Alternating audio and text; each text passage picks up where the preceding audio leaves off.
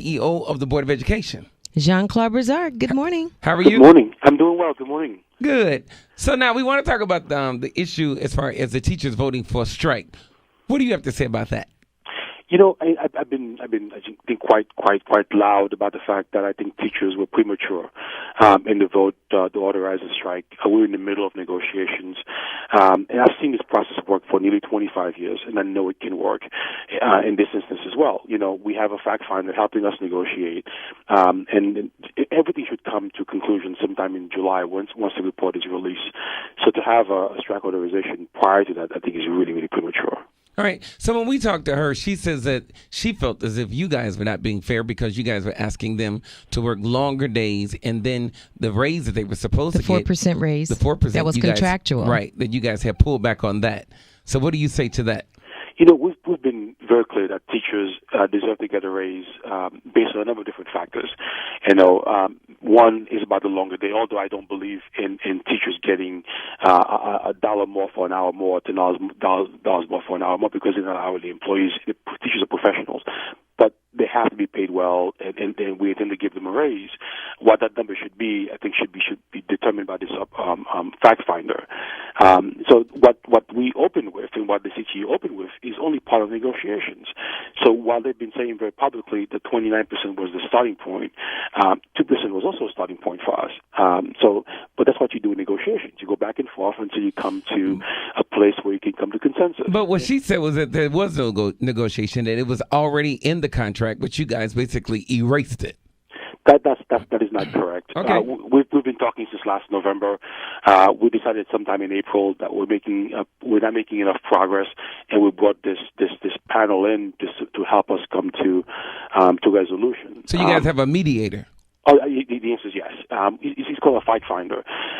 So what he will do, July 16th, is actually publish a finding of both sides in his recommendations for a contract. Now, if one side decides they do not agree with this finding, then the report becomes public. Okay. But we're meeting 3-4 times a week. So you guys are still meeting right now? Oh, absolutely. We've never stopped meeting. We've been negotiating in good faith, pushing very hard.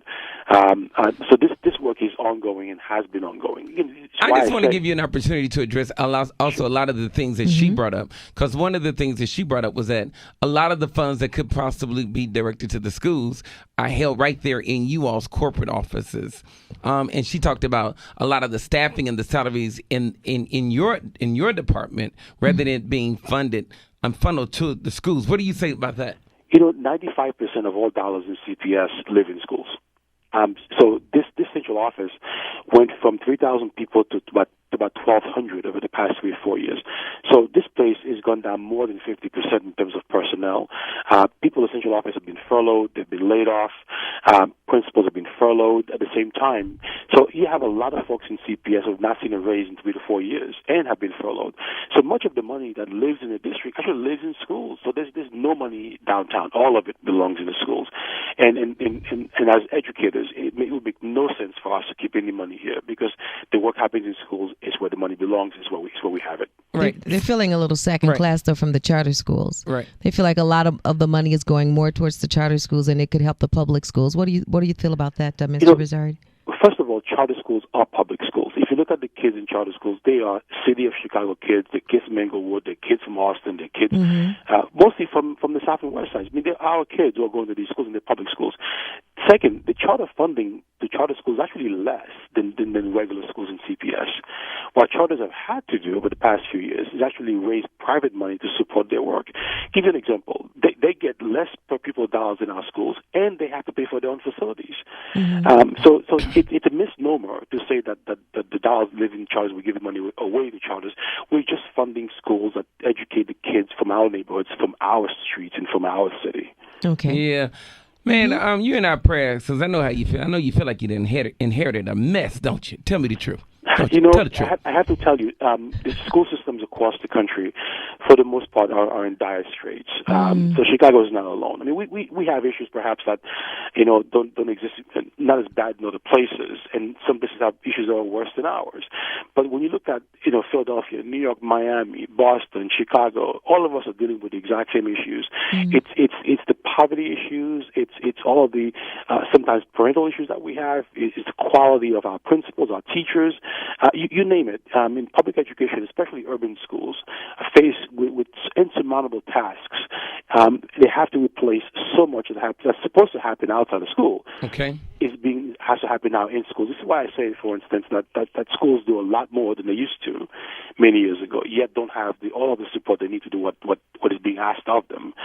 But at the same time, I'll be the first to tell you, we've got some work to do to clean our own house. All right. Okay. Well, we appreciate you calling Absolutely. in. And we thank you that you had your opportunity to present your side of everything. And all that's right? really what our platform is for, Mr. Brizard. We just want you to have an opportunity, as well as the Teachers Union. We gave both of you a platform so our listeners can just be informed and make their own decisions. So we appreciate you for giving your side of the story, okay? And I appreciate the time. Thank you. Absolutely. Thank you very much. All right. Before you leave, our producer just wanted to give you an opportunity to highlight your first year initiatives for CPS. Sure. You know, we've done a lot in 1 year. Highest graduation rate in this year.